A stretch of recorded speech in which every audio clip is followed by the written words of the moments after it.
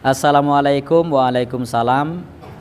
Nyuwun taken Pak Ustadz, kalau malam nisfu Sa'ban tanggal 2 Februari habis maghrib baca Yasin 3 kali atau sholawat 40 kali dan ditutup doa Sa'ban itu ada tuntunannya tidak Pak ini? Saya baca di TikTok. Matur nuwun. Baik, memang tersebar banyak di sosmed amalan-amalan di malam nisfu Sya'ban. Antara lain tadi yang ditanyakan oleh penanya tentang membaca Yasin 3 kali setelah maghrib dan membaca sholawat sebanyak 40 kali. Ada tuntunannya atau tidak? Saya tanya balik, yang dimaksud tuntunan siapa? Kalau tuntunan dari Quran tidak ada. Kalau tuntunan dari hadis tidak ada. Kalau mungkin dari guru ngajinya itu mungkin ada. Baik. Tetapi kalau pegangan kita Al-Quran dan hadis, maka tidak menemukan tuntunan ibadah khusus seperti menentukan membaca Yasin 3 kali setelah maghrib dan membaca sholawat 40 kali. Itu sampai detik ini saya belum menemukan hadisnya. Dan memang banyak yang mengamalkan sesuatu landasannya bukan Quran, hadis, tapi landasannya apa? Pendapat guru ngaji atau pendapat ulama. Sebaiknya kalau terkait dengan ibadah yang menyangkut dengan ketentuan-ketentuan, bukan yang umum ya. Kalau umum itu bebas, baca Quran itu bebas, umum. Zikir itu bebas, umum. Tapi kalau sudah ditentukan berapa kali jumlahnya, kapan waktunya, maka itu butuh dalil. Kalau tidak ada dalil dari Al-Quran maupun hadis Nabi, maka sifatnya bebas, tidak perlu membuat ketentuan sendiri. Karena prinsip beramal itu adalah kita ittiba kepada Nabi Shallallahu Alaihi Wasallam. Dan pendapat ulama itu bisa kita jadikan dalil kalau menjelaskan Quran hadis. Tapi kalau pendapatnya bukan menjelaskan Quran hadis, berdiri sendiri, yang membuat ketentuan sendiri, maka tidak ada kewajiban bagi kita untuk mengambil pendapatnya. Karena prinsip dalam hal ibadah itu masuknya adalah umurut ta'abbudi. Dalam hal umurut ta'abbudi, urusan ibadah, akidah, itu dalilnya adalah Al-Quran dan hadis. Lalu apa yang bisa kita lakukan pada saat malam nisfu Sa'ban? Maka kita lihat dalilnya seperti apa. Memang ada dalil yang menjelaskan tentang keutamaan nisfu Sa'ban. Jumlahnya cukup banyak, tapi pada umumnya dhaif. Meskipun ada di antara hadis yang dhaif itu ada yang sahih. Meskipun juga ulama berbeda pendapat tentangnya. Antara lain adalah Allah yattali'ullah ila khalqihi. Allah Subhanahu wa taala turun kepada makhluknya fi lailatin nisfi min Sya'bana, pada malam nisfu Sya'ban. Fayaghfiru li jami'il mu'minin, mengampuni seluruh orang yang beriman, illa li musyrikin au musyahinin, kecuali orang yang musyrik dan memutus silaturahim. Maka mengingat hadis ini masih ada yang mensahihkan, maka kalau kita mau mengamalkan, yang bisa kita amalkan: 1. Beriman, 2. Tidak syirik, 3. Tidak memutus silaturahim, dengan harapan mendapatkan ampunan dari Allah Subhanahu wa ta'ala. Duyung ke masjid meramaikan malam nisfu Sya'ban sambil membawa air mineral untuk didoakan. Ada yang baca surah Yasin 3 kali berjamaah dengan diniatkan untuk panjang umur, memperoleh rezeki dan mendapatkan husnul khatimah. Ada juga yang dilanjutkan dengan sholat sunnah. Apa hukum membaca surah Yasin 3 kali dan sholat nisfu Sya'ban? Lalu apa keistimewaan malam nisfu Sya'ban dan tuntunan apa yang disunnahkan? Ini banyak muslimin memang yang menyalahgunakan ya, dalil-dalil. Jadi mereka tidak memilah mana dalil yang sahih dan mana dalil yang lemah, apalagi hadis-hadis yang palsu. Hadis yang menjelaskan tentang masalah adanya sholat di nisfu Sya'ban, sholat secara khusus namanya sholat nisfu Sya'ban itu tidak ada. Hadis yang palsu, maudhu' itu. Yang ada memang adalah fadilah mengerjakan sholat malam di nisfu Sya'ban, sholat tahajudnya. Sholat tahajud seperti biasa, tapi khusus malam nisfu Sya'ban punya fadilah. Karena disebutkan dalam sebuah riwayat yang sahih bahwasanya Aisyah radhiyallahu anha pernah mendapatkan giliran nginapnya Nabi SAW di rumahnya. Terbangun tengah malam, dia melihat Nabi SAW tidak ada di sebelahnya. Maka Aisyah radhiyallahu anha terbawa rasa cemburu. Dia memakai bajunya kemudian mengelilingi rumah-rumah Nabi yang lain. Ya, istri Nabi yang lain takut Nabi ada di sana gitu. Diketukin satu-satu ternyata nggak ada. Lalu Aisyah tergopoh-gopoh pergi ke masjid mendapatkan Nabi SAW sedang sholat. Begitu Nabi SAW lihat Aisyah lagi ngos-ngosan jalan gitu kan, kena buru-buru. Kata Nabi SAW, wahai Aisyah, kau cemburu lagi? Ini adalah malam nisfu Sya'ban. Artinya saya sholat malam ini karena ini adalah nisfu Sya'ban. Ini hadis yang sahih gitu kan. Dan memang dianjurkan oleh para ulama mereka mendirikan sholat malam di malam nisfu Sya'ban itu sholat tahajudnya, tidak ada malam khusus, tidak ada sholat khusus namanya malam nisfu Sya'ban. Di siang harinya dianjurkan seseorang berpuasa karena Nabi SAW memperbanyak puasa, terlebih lagi nisfu Sya'ban itu ya kenanya malamnya itu berarti puasa tanggal 14, kalaupun nisfu Sya'bannya malam hari ke-15, dan kita tahu ada puasa Iyamul Bid. Ada 13, 14 dan 15. Itu kita dianjurkan puasa 3 hari. Kan gitu. Tapi tidak diniatkan khusus puasa nisfu Sya'ban, khusus puasa itu. Karena memang secara umum Nabi SAW puasa sebulan penuh di bulan Sya'ban. Kalau masalah membaca surah Yasin, ini tidak asing lagi kalau di Indonesia. Semua harus surah Yasin. Pindah rumah Yasin, orang mati Yasin, semua Yasin. Ditanya dalilnya, nggak ada dalil, gitu kan. Hanya karena surah Yasin dikatakan jantungnya Quran. Itu pun hadis yang lemah, karena dalam sanadnya ada orang yang pendusta gitu kan. Tapi ini diamalkan. Kalau kita mau mengaku pengikut Nabi Muhammad SAW yang murni, maka tidak mengamalkan apa yang tidak dicontohkan oleh Nabi SAW. Apalagi membawa air kemudian secara khusus dibacakan atau ditutupkan dengan surah Yasin, belum pernah ada contoh. Belum pernah ada contoh. Allahu a'lam. Saya tidak menyalahkan ya. Yang mau kerjakan itu silahkan, itu hak dia. Tapi saya pribadi menyarankan, apalagi jemaah yang ikut dengan pengajian saya atau yang mendengarkan ceramah kita, murnikan ibadah kembali kepada Nabi SAW. Nabi SAW tidak menghembuskan nafas terakhir kecuali sudah mengajarkan semua yang kita butuhkan. Jadi tidak perlu ditambah. Kalau kita tambah seperti kita sedang mengatakan, maaf Rasulullah, saya lebih faham daripada anda. Nabi nggak pernah baca Yasin 3 kali di malam nisfu Sya'ban, nggak apa-apa kan, bagus. Loh, Nabi mau nggak pernah lakukan. Nabi yang nerima dari langit wahyu nggak pernah lakukan, nggak apa-apa. Berarti sama saja anda bilang, maaf Rasulullah, saya lebih ngerti. Itu. Ini keliru, nggak boleh. Itu.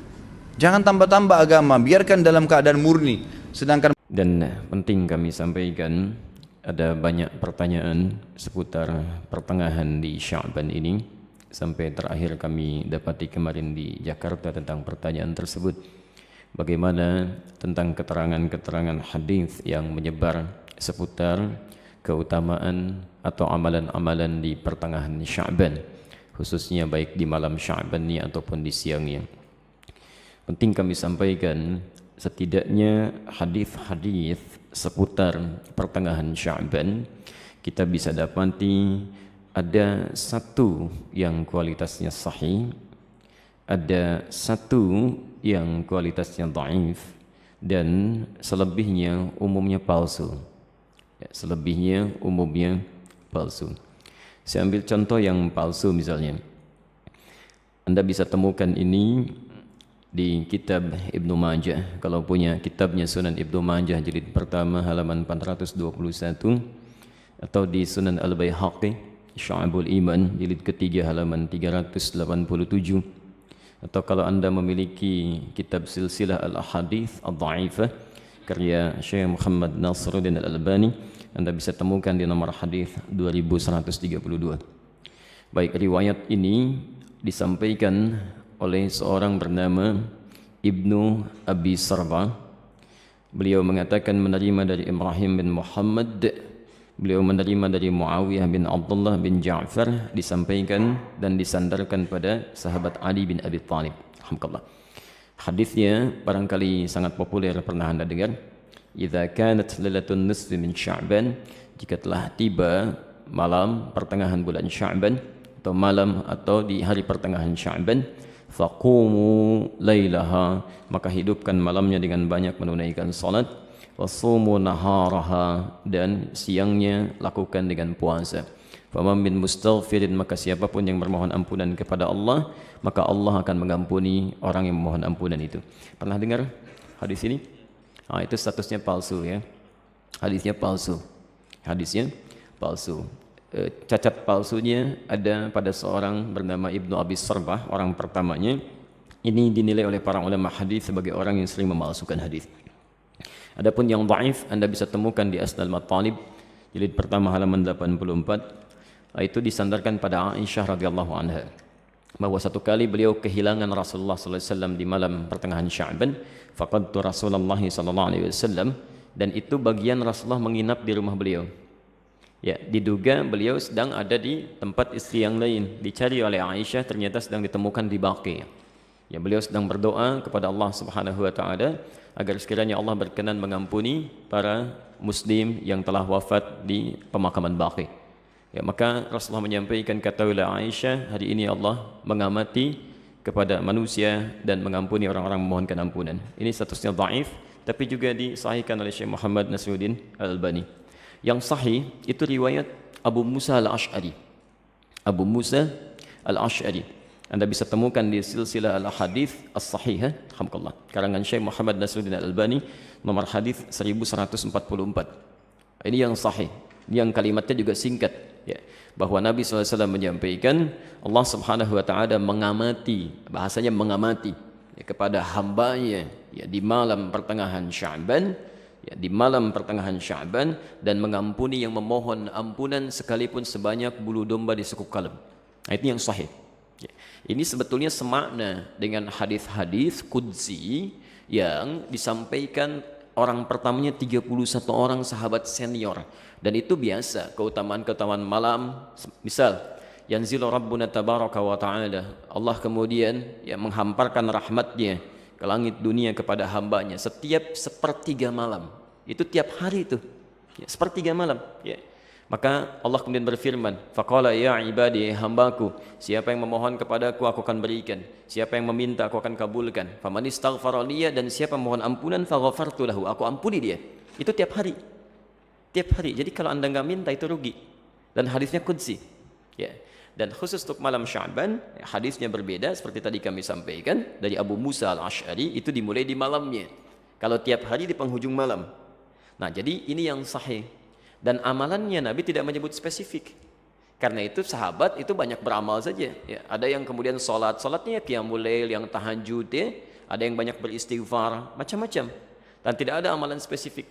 Nah, jadi kalau misalnya ada amalan-amalan spesifik menunjukkan di malam itu, ya, itu sesungguhnya hadis-hadis yang disepakati oleh para ulama itu hadis palsu.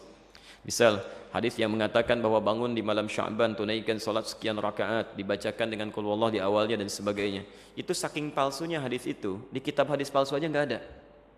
Ya, saking palsunya itu nggak ada. Ya.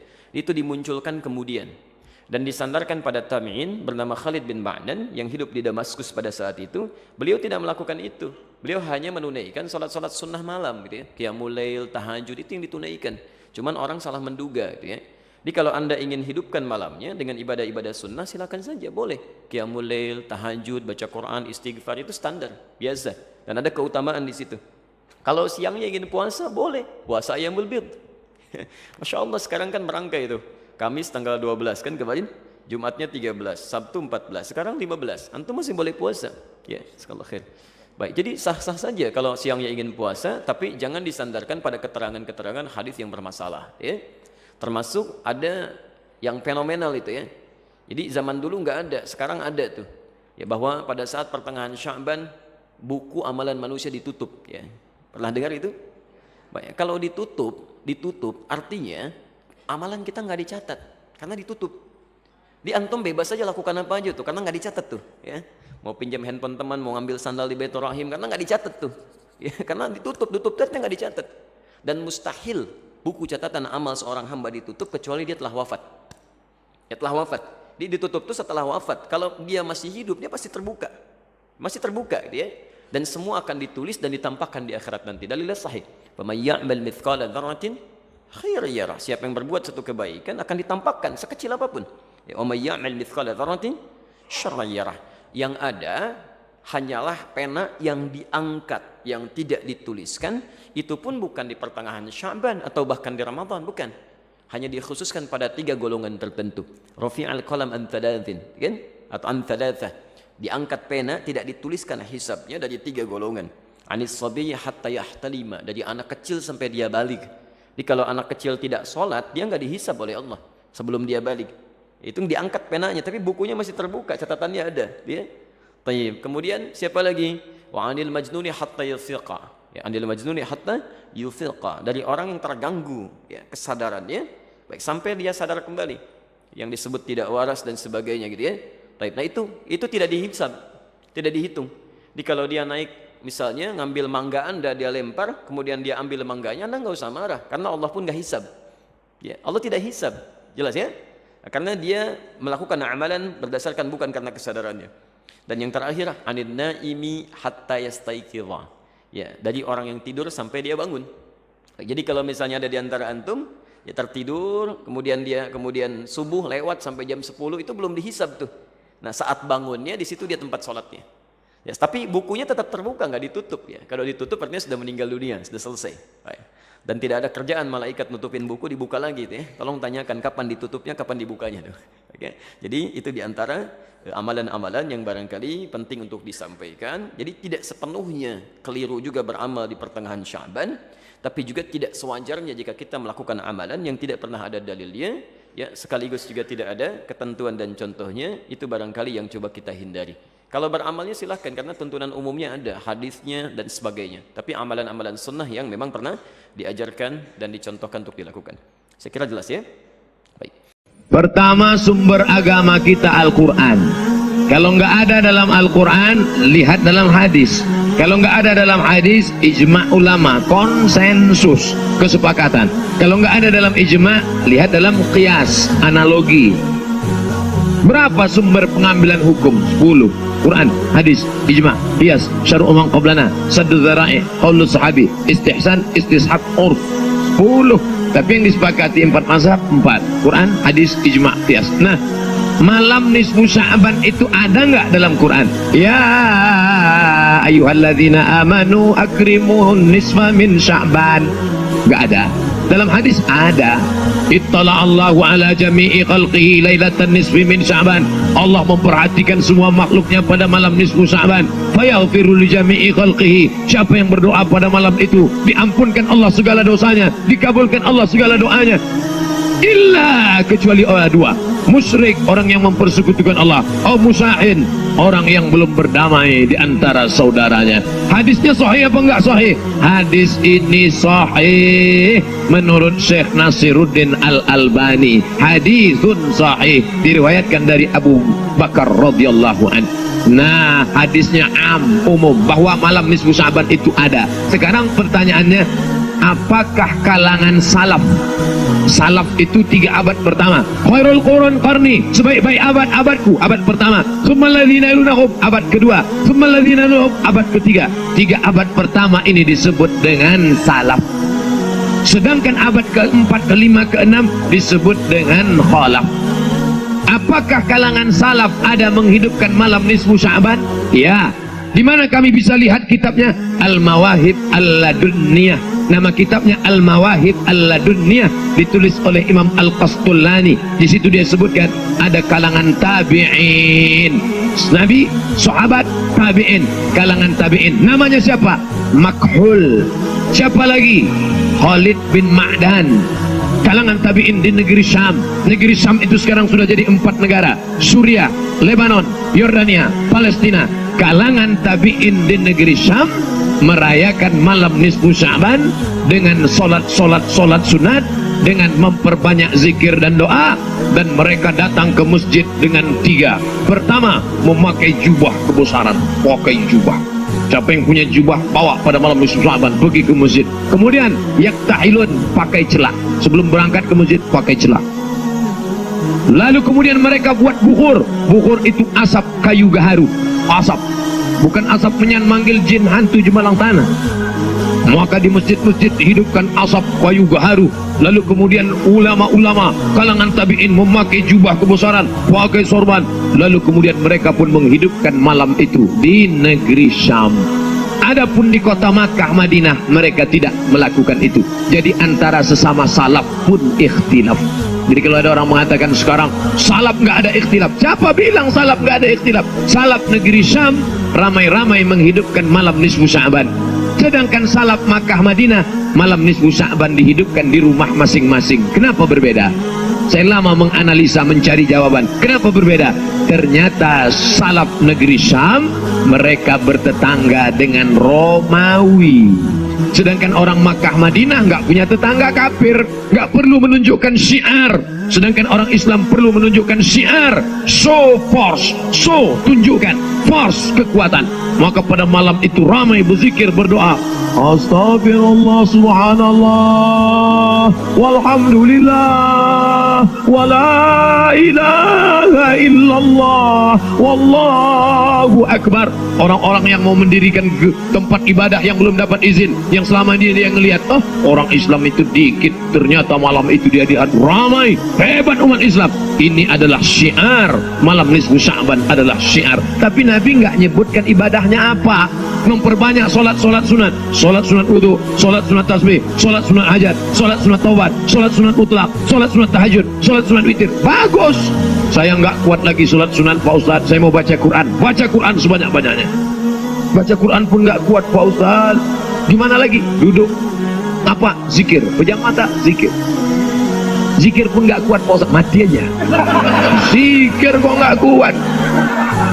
Itu mobil sudah banyak betul berzikir. Kijang Innova berzikir, Avanza berzikir, Terano berzikir, Pajero Sport berzikir. Kok mobil berzikir? Itu tasbih yang nyangkut di kaca spion. Cabut mobil, kamu sudah berzikir 11 bulan ya. Malam nisfu Sya'ban gantian dong kita yang berzikir. Ini setiap kali pergi umroh beli tasbih sangkutin, nggak pernah dia berzikir. Jangan seperti jamaah umroh, lebih lama milih tasbih daripada bertasbih. Milih tasbihnya lama, bertasbihnya sekali putih 5. Subhanallah walhamdulillah wala ilaha illallah wallahu akbar. Itu terlalu pelan. Yang sedanglah subhanallah, subhanallah, subhanallah, subhanallah, subhanallah, subhanallah 1000, alhamdulillah 1000, Allahu akbar 1000, istighfar 1000, salawat 1000. Apa dalilnya zikir 1000? Mana dalilnya? Abu Hurairah sebelum tidur malam bertasbih 1000 kali. Di mana cara zikir? Buka kitab Syiar A'lam An-Nubala. Dalam biografi Abu Hurairah ditulis oleh Imam Az-Zahabi, sebelum tidur malam bertasbih 1000 kali.